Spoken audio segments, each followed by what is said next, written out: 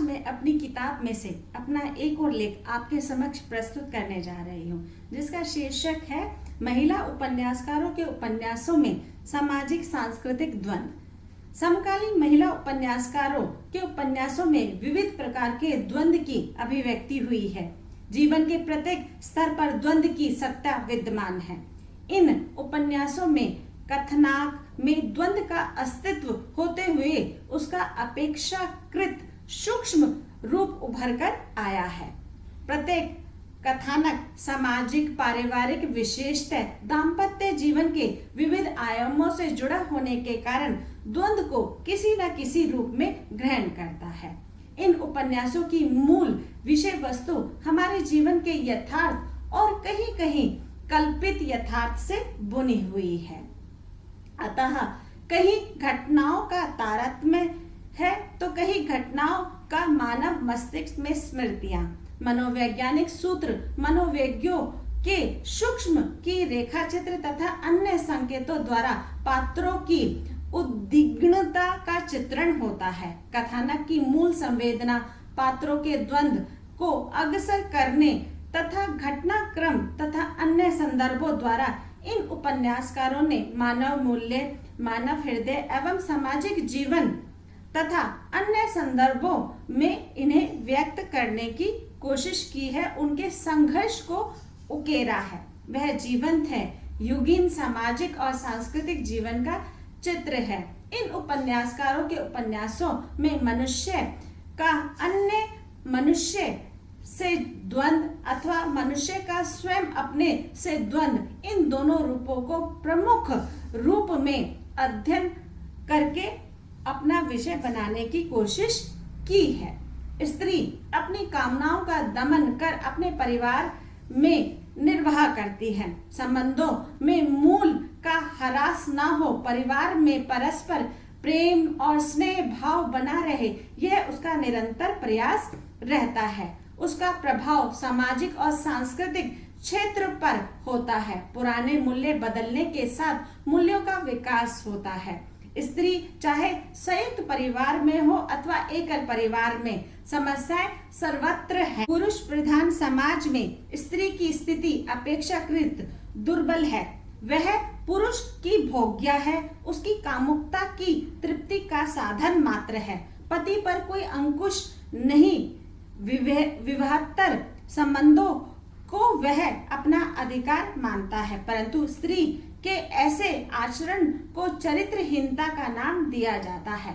आर्थिक रूप में सक्षम, शिक्षित एवं सभ्य होने पर भी उसके भाग्य पीड़ा का ही साम्राज्य है।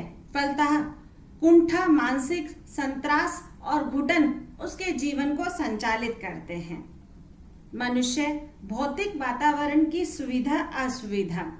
नारी उपन्यासकारों ने समाज में संबंधों के प्रति इस यातना को भोगती हुई स्त्री को अपने उपन्यासों में चित्रित किया है। जैसे नासिरा शर्मा ने शार्मली में संबंधों के प्रति स्त्री की पीड़ा को चित्रित किया है और यही स्थिति द्वंद्व का रूप भी धारण कर लेती है। उपन्यास का नायक नरेश और नायिका शामली का जीवन परस्पर घुटन, पीड़ा, कुंठा पर ही निर्मित है। फिर भी शार्मली की स्थिति गंभीर व शांत बनी रहती है, क्योंकि परिवार में स्वार्थ सिद्धि से काम नहीं चलता। अन्य सदस्यों की इच्छाओं एवं समस्याओं दोनों का ही ध्यान रखना पड़ता है। परिवार को एकजुट रखने के लिए अपनी सभी इच्छाओं एवं भावनाओं का त्याग करना पड़ता है और साथ ही उसके प्रति सहृदयता का भाव भी रखना पड़ता है। परिवार को तोड़कर नहीं बल्कि एकजुट होकर अपनी पहचान बनानी पड़ती है। शार्मली मन ही मन सोचती है कि स्वावलंबी होने का यह अर्थ बिल्कुल नहीं है कि उसे तोड़ चले और इन सारी भावनाओं से मुकर जाएंगे तो उसकी पहचान नहीं, जरूरत भी है। लेखिका ने अपने उपन्यास में यह कहना चाहा है कि औरतों के पास दो अभिव्यक्तियां हैं, या तो वह सर झुकाकर समस्या को अधूरा छोड़कर या सर कटाकर अपना विश्वास ना तो छोड़ने में है और ना ही तोड़ने में है। ना आत्महत्या में है, ना अपने आप को किसी के लिए स्वाहा करने में। मैं तो घर के साथ औरत के अधिकार की कल्पना भी करती हूँ और विश्वास भी। यहाँ लेखिका के उपन्यास की नायिका के व्यवहार, स्वभाव एवं इच्छाओं अथवा समस्याओं को ही नहीं बल्कि परिस्थिति के आगे अपनी सामर्थ्य सीमा को न छोड़कर उसका डटकर सामना करने का मार्ग स्पष्ट किया है। पहले स्त्री समस्या ना तो समाधान करती थी और ना ही उसका सामना करती थी, पर आज की नारी नए मूल्यों के कारण समस्या के उत्पन्न होने पर उसका समाधान निकालना संभव हो पाया है। आज की नारी समस्या को सर झुकाकर स्वीकार नहीं करती बल्कि उसका डटकर विरोध करती है और उसका समाधान करने में अपने आप को पूरी तरह से समर्पित कर देती है। वातावरण के इस बदलते स्वरूप को लेखिका ने अपने उपन्यास में दिखाने की भरसक कोशिश की है।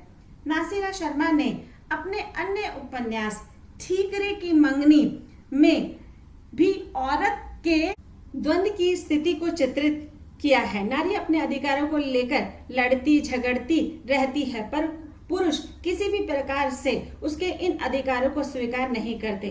पुरुष अपने अधिकार को जब चाहे अपना लेते हैं और जब चाहे तोड़ देते हैं। उपन्यास की नायिका महरूक रफत से शादी कर लेती है, पर उसका पति इस बंधन को तोड़कर एक विदेशी महिला से शादी कर लेता है। उसकी इच्छाओं, मर्यादा एवं स्त्री पुरुष के संबंधों को ध्यान में नहीं रखता और उसका त्याग कर देता है।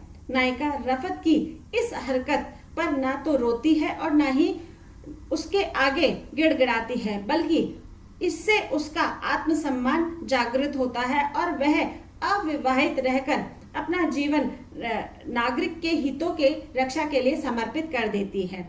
भौतिक एवं मानसिक स्थिति को सामने रखकर वह स्त्री के जीवन में घटित समस्याओं के बारे में सोचती है। औरत का कोई घर नहीं होता, बल्कि औरत की पहचान ही उसका घर होता है। वह मन ही मन सोचती है और कहती है, एक घर औरत का भी हो सकता है जो उसे माँ बाप व शोहर के घर से अलग उसकी पहचान व मेहनत का। कहने का अभिप्राय है कि माँ बाप का घर औरत का नहीं होता, क्योंकि शादी के बाद औरत का घर उसके शोहर का ही घर होता है। पर जब वह शोहर दूसरी स्त्री से शादी कर ले तो औरत का कौन सा घर है? ना माँ बाप का, ना ही शोहर का, केवल उसकी पहचान ही उसका घर है। उसके लिए संघर्ष व आत्मसम्मान की आवश्यकता होती है, लेकिन उसके अनुसार यह लड़ाई 1-2 दिन की नहीं बल्कि पूरी 1 सदी लड़ी जाने वाली है, जब सब बदलकर एकदम नए मूल्य की बुनियाद डाली जाएगी। स्त्री की आदर्शवादी मर्यादा एवं स्थिति का रूप होना आवश्यक है, पर इसी स्थिति में जहां उसके अधिकारों को माना एवं समझा जा सके। व्यवहारिक जीवन में उसकी सुविधा को ध्यान में रखकर ही उस पर निर्भर होना चाहिए, अन्यथा यह लड़ाई कभी नहीं बदलेगी। मूल्य बदलते रहते हैं, चाहे वह पुरुष पर निर्भर हो या महिला पर आश्रित हो। उसकी व्यवस्था पर ध्यान देना आवश्यक है।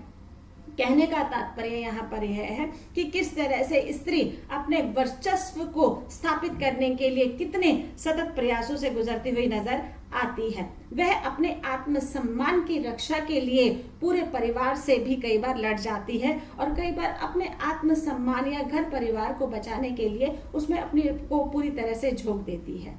इस लेख का अगला भाग मैं अपनी दूसरी वीडियो में प्रस्तुत करूंगी। धन्यवाद।